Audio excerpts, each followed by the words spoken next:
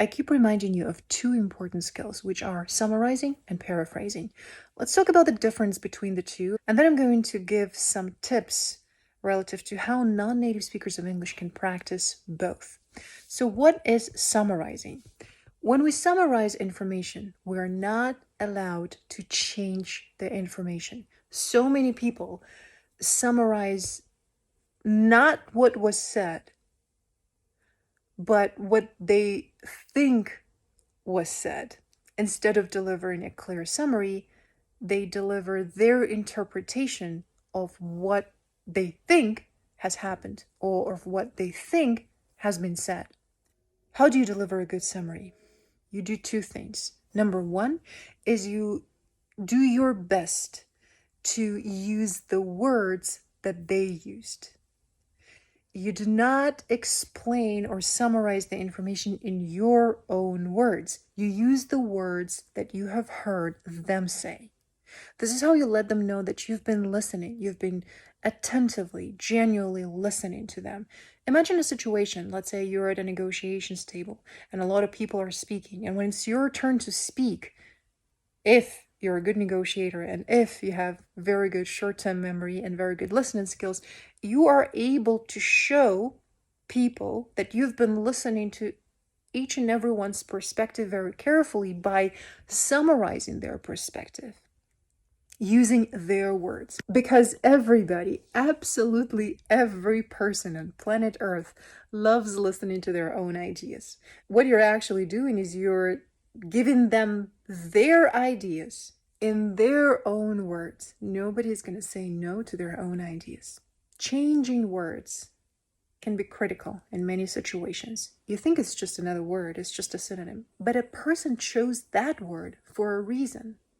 They chose that word and not a synonym that you might think works better in this situation. This is why it's so important to do everything you can to not change the information that you have received. The second thing that's important when it comes to delivering a good summary is that you're very clear about what is a fact and what is a detail. You need only facts in your summary. You leave out all the details, and every single sentence in your summary is a fact, not a detail. You don't want details in your summary. It's great if your summary begins with the main idea of what this all is about. Facts, facts, facts. A lot of people find it very difficult to tell facts from details and to avoid details in their summary. Why do we need to practice summarizing information? This is our chance to check our own understanding. Am I hearing you correctly? Am I understanding you correctly?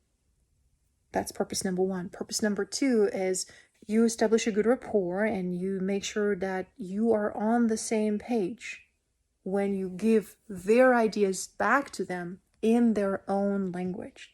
You show them that you're an attentive listener. A good summary will give you a chance to check your own understanding. It will give you a great opportunity to establish good rapport with people and to make sure that you're on the same page, because everybody likes listening to their own ideas when they're delivered in their own words. And it's going to help you explain complex matters to people who haven't had the chance to watch the entire presentation, who haven't read the email, who haven't read the entire book or a very long PDF file. You needed to explain the value of whatever you're selling if you work in sales, because you know a lot of information, but your clients do not need to hear everything that you know. Your job is to summarize the value of the product for your clients. How is paraphrasing different from summarizing? When you paraphrase, you explain the information that you have received using your own words. You need the skill to practice making sense of information. You're receiving information, and in order to make sure that your interpretation of what has been said is correct, that your understanding of the context and of the entire situation is correct, you paraphrase it. We don't have to use their words here any longer. We need to use our words, because the task here is to simplify. We simplify it for ourselves and we simplify it for others. We often need paraphrasing to explain something big and complex to our children, or to our junior team members, or to our clients. If summarizing is what we do for them, paraphrasing is what we do for ourselves in the first place. We need to make sure that we understand the information correctly, and then we can deliver to someone else using simpler language. When you paraphrase and when you summarize, ideally you want feedback from someone. Yes, your summary makes sense. Yes, the way you paraphrase it makes perfect sense. That's exactly what I wanted to say. Your summary may begin with these words. If I'm hearing you correctly, you're saying that, and then you repeat exactly what they said using as many of the words that they used as you can. And you make sure that you deliver facts. A summary can be also delivered in a written form. When you summarize the meeting, you put everything that was said in an email. You put it in writing. When you paraphrase, you can say something like, I want to make sure that I'm hearing you correctly.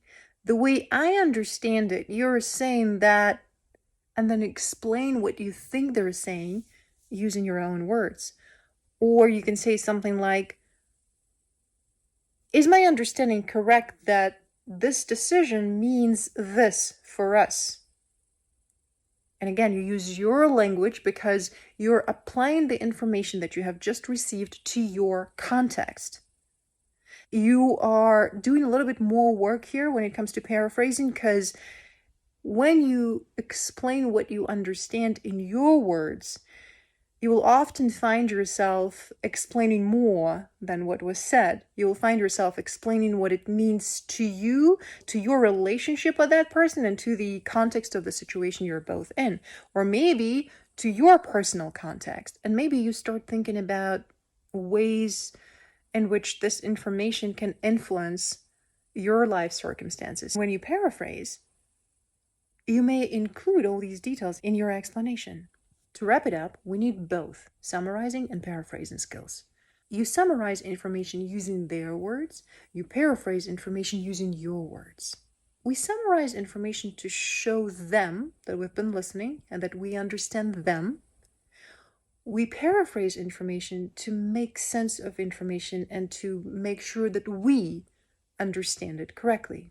And of course, ideally, you want to check your understanding and make sure that they confirm that your understanding is correct. What skills do you need to be practicing, and what exercises do you need to be doing as a non-native speaker of English to master both summarizing and paraphrasing? Skill number 1 is listening. You need to learn to listen very, very attentively. It's impossible to summarize or paraphrase anything if you haven't been listening. If you search the community for the hashtag listening, you're going to find a lot of exercises that focus on attentive, intensive, inquisitive listening. I'm not talking about simply sitting down in front of your laptop and listening to a podcast. I'm talking about the kind of listening that allows you to hear every word that people say with an intent to use those words that you've just heard in your own response. Because we need both skills to deliver a good structured response in English. So you do the exercises to practice your listening skills. And in our system of exercises, the listening skill is intimately connected with the short-term memory skill, because you need to remember what they said in order to be able to repeat it. Remember, when you summarize, you want to give it back to them using their words. To be able to do so, you need to hear what they said and remember the words that they used. That's why we need to practice short-term memory. And in order to practice summarizing, you need a very clear structure. How do you begin your summary? How do you end your summary? What's in the middle? How do you make sure that your summary is good enough? Again, search for the hashtags summarize and brevity. You're going to find dozens of exercises that walk you through the structure, that show you how it's done, and that offer you a lot of great content to practice your summarizing skills. You're going to also see my results. You can also watch the real-time video lesson, which is titled How to Summarize Anything. You press play and you follow along and you do it in real time with me. I'm going to walk you through the structure. And every other exercise teaches you to apply the structure to any content that you need to summarize. How do you paraphrase? My tip is that if you're not a native speaker and you don't have a lot of experience doing both exercises, you start with summarizing because it's going to be easier. It's easier to repeat what was said than to explain what you understand in your own words. It only looks easier, but it's not. It's not easy at all, especially if you do not actively work with synonyms, if you do not do a lot of writing, and if you're not in the business of explaining, presenting, and selling in the English language. Paraphrasing is more challenging because you need to be aware of the words that you use. You need to make sure that your delivery is structured and clear, and you need to be aware of your intonations and your tone of voice. I'm not saying that you should never approach this exercise. I'm just saying that if you start with summarizing, it's going to be easier to paraphrase. And if you want to start practicing paraphrasing, start doing this exercise in writing. You need to see the text first so that you can focus on every word and ask yourself, what would be a stronger synonym? What would be a less formal word here? What can be a simpler alternative? You practice this in writing first, and then you practice delivering your thoughts and explaining what it is that you understand in real meetings with people. I suggest you join our Sunday practice sessions where we practice articulating our insights every Sunday. And a lot of students paraphrase what I said. They paraphrase the insights and the feedback of other people to make sure that they understand what the feedback that they have received means to them. You need to paraphrase someone else's feedback to make sure that you understand how to apply it. That's where you need the paraphrasing skill. Actually, I didn't mean to make this video so long. Thank you so much for watching, and let's practice summarizing and paraphrasing. Let's start with summarizing.